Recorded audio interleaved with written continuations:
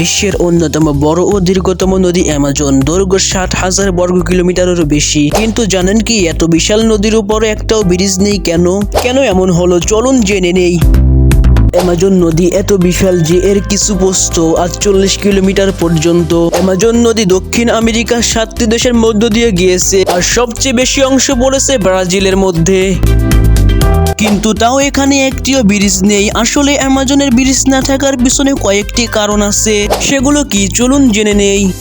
1 number, Amazon বন্যা ও পরিবর্তনশীল নদী। অ্যামাজন নদীর পানি বর্ষাকালে এতটাই বেড়ে যায় যে ব্রিজ তৈরি করাই কঠিন।